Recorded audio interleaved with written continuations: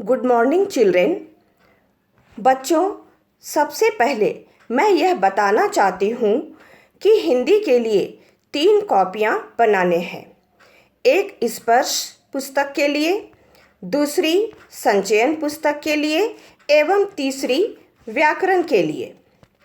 बच्चों, प्रत्येक कॉपी में पाठ के अनुसार पेज नंबर के साथ विषय सूची यानी कि इंडेक्स बनाना आवश्यक है एवं प्रत्येक पाठ के प्रश्नों के उत्तर व्याकरण भाग इत्यादि साफ, सुंदर एवं स्पष्ट तरीके से लिखना अनिवार्य है, क्योंकि इसके आधार पर भी तुम्हें मार्क्स मिलेंगे।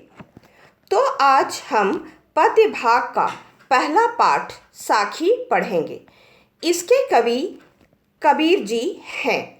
बच्चों, इस पाठ का सारा भावार्थ शब्दार्थ सहित मैंने स्टडी मटेरियल के रूप में तुम लोगों को दे दिया है।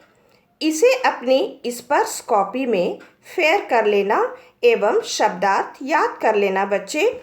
फिर जब मैं प्रत्येक दोहे को एक्सप्लेन करूँगी तो तुम अच्छे से समझ पाओगे एवं भावार्थ भी याद होता चला जाएगा। बच्चों, कबीर जी भक्तिकालीन युग के कवि थे। ये निर्गुण ब्रह्म के उपासक थे। निर्गुण ब्रह्म क्या है वो मैंने लिख दिया है, याद कर लेना। तुम्हारे पाठ का नाम है साखी। इसका अर्थ है प्रत्यक्ष ज्ञान। आओ अब पहले दोहे को देखें और पढ़ें। ऐसी वाणी बोलिए मन का आपा खोए, अपना तन शीतल करे औरन को सुख होई। इन पंक्तियों में कबीरदास जी मीठी बोली के महत्व को बतलाना चाह रहे हैं। ऐसी वाणी बोलिए मन का आपा खोए, अर्थात कवि कहते हैं हम मनुष्यों को अपने मन के बुरे विचार एवं अहंकार को त्याग कर हमेशा मीठी बोली का प्रयोग करना चाहिए। सेकेंड लाइन, अपना तन शीतल करे औरन को सुख होए। उनके अनुसार ऐसी बोली बोलने पर अपने शरीर को शीतलता प्राप्त होती है, अर्थात हमारा मन तो खुश होता ही है, साथ साथ ऐसे वचन को सुनकर दूसरे लोगों को भी सुख की प्राप्ति होती है। अतः हमें हमेशा मीठी वाणी का ही प्रयोग करना चाहिए। बच्चे, सभी काव्यांश का काव्य सौंदर्य भी लिखना एवं याद करना अनिवार्य है। तुम्हें काव्यांशों में भिन्न भिन्न अलंकार मिलेंगे। इसकी पहचान भी मैंने नोट्स में लिख दिया है।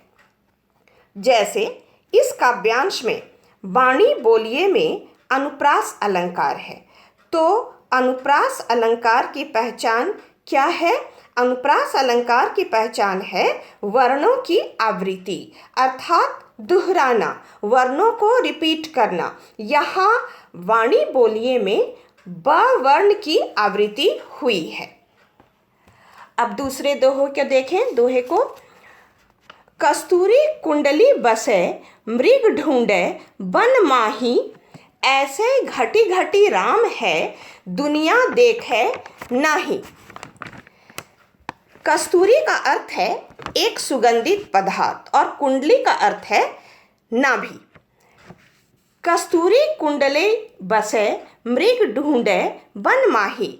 यहाँ इन पंक्तियों में कबीरदास जी ईश्वर के सर्वव्यापी स्वरूप को दर्शा रहे हैं, अर्थात उनके अनुसार ईश्वर सभी जगह विद्यमान हैं।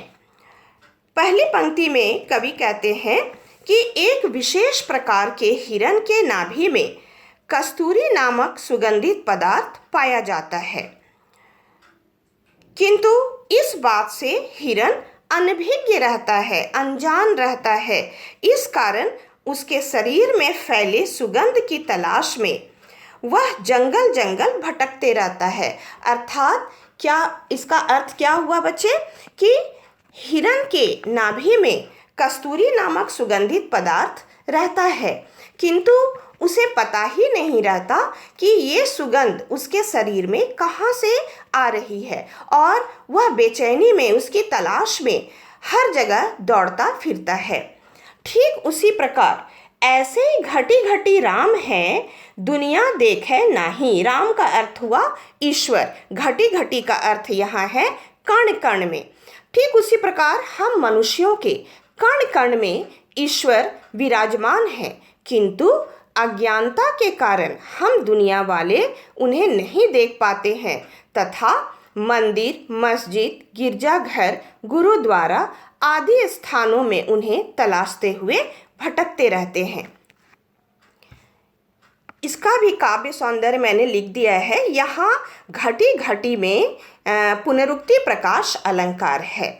तो पुनरुक्ति प्रकाश अलंकार की पहचान क्या है बच्चे? इसमें शब्दों की आवृत्ति होती है, जैसे घटी घटी शब्द 2 बार प्रयोग किए गए हैं, इसमें शब्द ही 2 बार लिख दिए जाते हैं, यही पहचान है। इसी प्रकार मैं हर अलंकार की पहचान लिख दी हूँ। अब तीसरे दोहे की ओर बढ़ें। जब मैं था तब हरि नहीं, अब हरि है मैं नाही। सब अंधियारा मिटी गया, जब दीपक देखिया माही। इन पंक्तियों में कबीरदास जी ज्ञान की महत्ता को दर्शा रहे हैं, ज्ञान के महत्व को दर्शा रहे हैं। यहाँ मैं का अर्थ अहंकार है बच्चे, और हरि का अर्थ है ईश्वर। जब मैं था तब हरि नहीं। कभी कहते हैं जब मेरे अंदर अहंकार रूपी अज्ञानता थी तब हरि नहीं, तब मेरे पास ईश्वर रूपी ज्ञान का प्रकाश नहीं था। अब हरि है मैं नाही, अब मेरे पास ईश्वर रूपी ज्ञान का प्रकाश है। अब मुझे ज्ञान की प्राप्ति हो गई जब, तब अहंकार रूपी अज्ञानता मेरे पास नहीं है। मैं नाही, मैं मीन्स अहंकार, अहंकार रूपी अज्ञानता अब मेरे पास नहीं है। सब अंधियारा मिटी गया, जब दीपक देखिया माही। दीपक मतलब ज्योति, ज्ञान का प्रकाश। तो यहाँ कवि कहते हैं जब दीपक देखिया माही, जब मेरे अंदर ज्ञान रूपी ज्योति फैल गई, सब अंधियारा मिटी गया। उसके फैलते ही सारा अंधेरा रूपी अज्ञान खत्म हो गया। Thank you. आज इतना ही। अब नेक्स्ट क्लास में एक्सप्लेन कर दूंगी। तब तक मेरे द्वारा दिए गए सारे शब्दार्थ याद कर लेना बच्चे, और भावार्थ को भी पढ़कर रखना। Thank you.